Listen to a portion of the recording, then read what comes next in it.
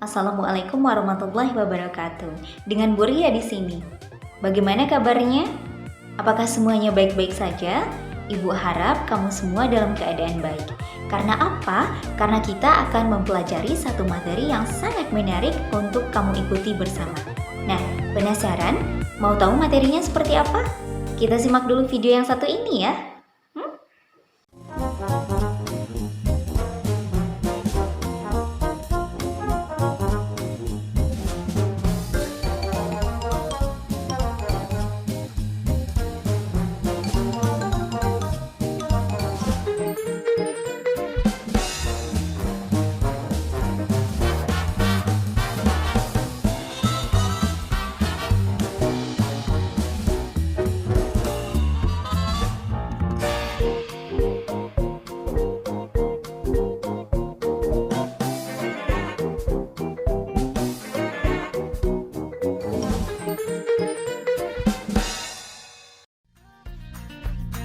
Welcome to Bethsaida Hospital. Berikut ini 6 langkah mencuci tangan. Langkah pertama, ratakan sabun dengan menggosokkan pada kedua telapak tangan.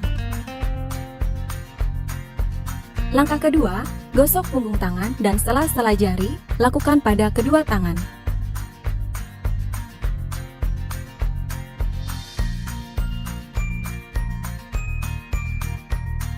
Langkah ketiga, gosok kedua telapak dan sela-sela jari kedua tangan. Langkah keempat, gosok punggung jari kedua tangan dengan posisi tangan saling mengunci. Langkah kelima, gosok ibu jari kiri dengan diputar dalam genggaman tangan kanan.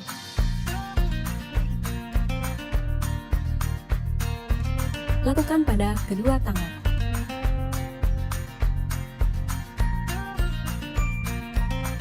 Langkah keenam,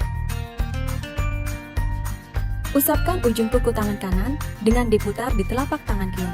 Lakukan pada kedua tangan.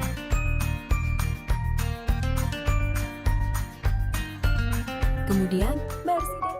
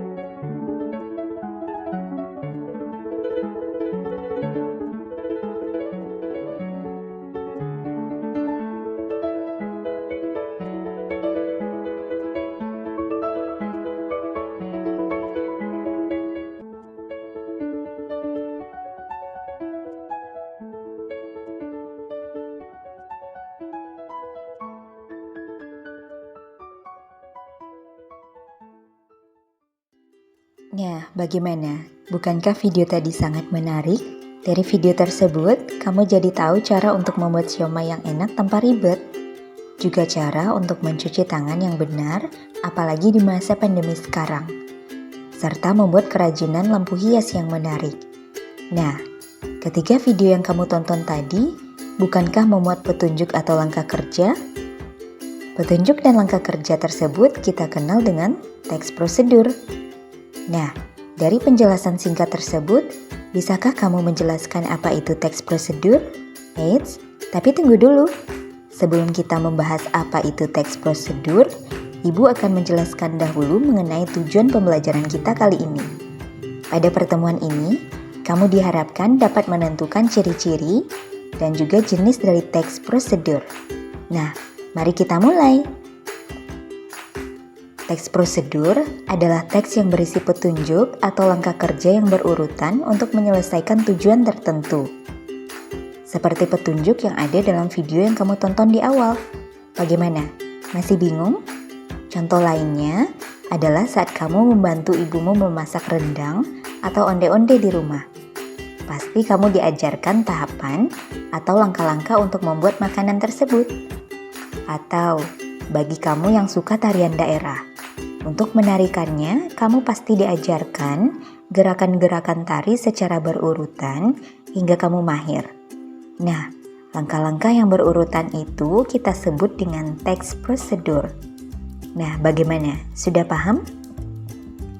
Jika teks prosedur menyajikan langkah-langkah atau petunjuk, maka bisa kita tarik kesimpulan bahwa tujuan dari teks prosedur itu adalah menuntun pembaca untuk melakukan sesuatu dengan lebih mudah dan teratur, karena adanya langkah-langkah yang jelas dan juga berurutan tadi. Untuk lebih jelasnya, mari kita bahas ciri-ciri dari teks prosedur. Apa saja sih ciri-cirinya? Nah, yang pertama, ciri dari teks prosedur adalah menggunakan kalimat perintah. Kalimat perintah adalah kalimat yang berisi perintah untuk melakukan sesuatu. Kalimat perintah dapat berupa suruhan, saran, ajakan, permintaan, dan juga larangan. Ciri-ciri dari kalimat perintah, yang pertama intonasinya bervariasi, mulai dari intonasi yang halus sampai intonasi yang tinggi. Yang kedua, diakhiri dengan tanda seru. Yang ketiga, menggunakan partikel lah atau imbuhankan. Contoh-contohnya bisa kamu lihat pada layar berikut.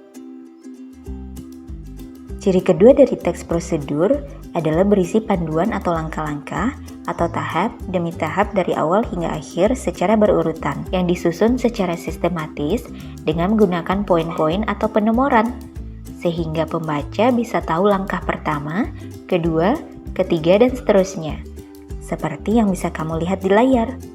Ciri ketiga dari teks prosedur adalah menggunakan kata kerja aktif.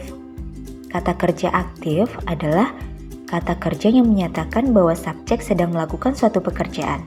Tujuannya agar prosedur atau tahapan yang disampaikan mudah difahami untuk pembaca.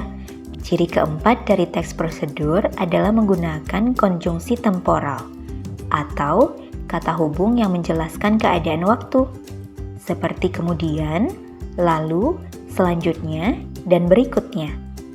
Penggunaan konjungsi ini bertujuan untuk menghubungkan satu tahapan ke tahapan lainnya agar lebih mudah dipahami oleh pembaca. Ciri kelima dari teks prosedur adalah adanya takaran atau aturan yang jelas tentang bahan yang akan digunakan. Contohnya, saat membuat brownies, takaran mentega yang dibutuhkan adalah sebanyak 100 gram, gula 300 gram. Nah, itulah ciri-ciri dari teks prosedur. Sekarang, setelah kamu memahami apa saja ciri-ciri dari teks prosedur tersebut, ayo kita beranjak ke materi berikutnya, yaitu jenis-jenis teks prosedur. Secara garis besar, jenis dari teks prosedur terbagi menjadi 3. Berikut penjelasannya. 1. Teks prosedur sederhana. Teks prosedur sederhana biasanya hanya memuat 2-3 petunjuk atau langkah kerja saja. Prosedur dan langkah-langkah yang dijelaskan tidak terlalu rumit dan mudah untuk dipahami. Contohnya, cara menanak nasi atau cara menggunakan mesin cuci yang terdiri dari 2 atau 3 tahapan saja. 2. Teks prosedur kompleks. Teks prosedur kompleks biasanya memiliki banyak tahapan atau langkah-langkah yang cukup rumit dan detail. Jika ingin menyelesaikan aktivitas dengan bantuan teks prosedur kompleks, kamu harus teliti dan mengikuti arahan sesuai urutan. Teks ini banyak digunakan pada aktivitas yang memerlukan banyak dokumen atau melibatkan banyak pihak. Contoh, cara membuat SIM atau petunjuk melamar CPNS. 3. Teks prosedur protokol. Teks prosedur protokol merupakan teks prosedur yang langkah-langkahnya tidak harus berurutan dan dapat dikerjakan pada bagian manapun terlebih dahulu, tetapi tujuan akhirnya tetap bisa tercapai. Contohnya, saat kamu membuat mie rebus, kamu boleh memasukkan mie-nya sebelum atau setelah mie-nya matang. Selain itu, ada juga jenis teks prosedur berdasarkan tujuannya. Yang pertama, teks prosedur untuk memandu cara menggunakan atau memainkan sesuatu. Teks prosedur ini menjelaskan tentang langkah menggunakan atau memainkan sesuatu. Contohnya, cara menggunakan penyedot debu atau cara memainkan ukulele. Yang kedua, teks prosedur yang memandu cara membuat sesuatu. Teks prosedur jenis ini menjelaskan mengenai langkah-langkah dalam membuat sesuatu. Contohnya, cara membuat rendang, cara membuat kerajinan lampu hias, dan lain-lain sebagainya.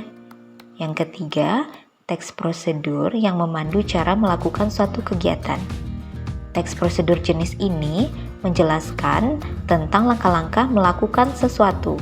Contohnya, cara melakukan gerakan tari piring atau cara melakukan diet sehat. Nah, itulah jenis-jenis dari teks prosedur.